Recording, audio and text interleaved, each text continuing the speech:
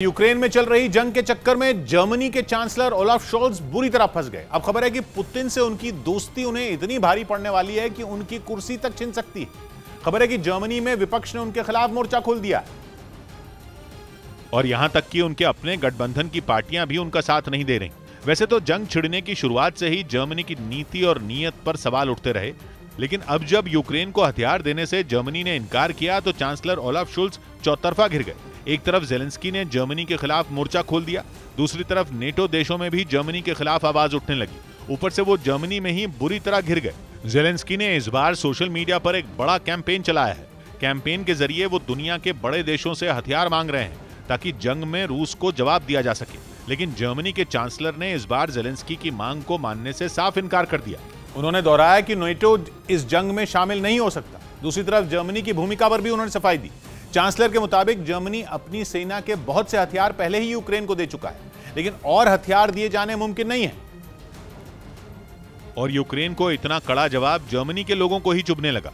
खबर है कि जर्मनी के लोगों में भी यूक्रेन और वहां के राष्ट्रपति जेलेंस्की के लिए हमदर्दी है।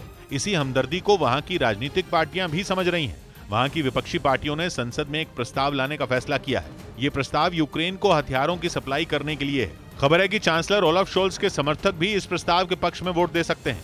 अगर विपक्ष ये प्रस्ताव पास कराने में कामयाब हो गया तो सियासी भूचाल आ जाएगा।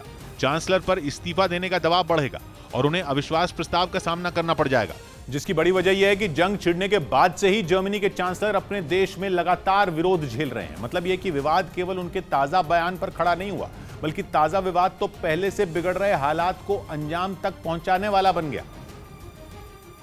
क्योंकि जंग छिड़ने से ठीक पहले भी चांसलर ओलाफ शोल्ज ने कीव और मॉस्को का दौरा किया था, लेकिन बीच बचाव की कोशिश के बाद भी वो जंग को टालने में नाकाम रहे। नॉर्थ स्ट्रीम 2 पर रोक लगाकर उन्होंने पुतिन पर दबाव बनाने की कोशिश तो की, लेकिन पुतिन के इरादे बदल नहीं पाए।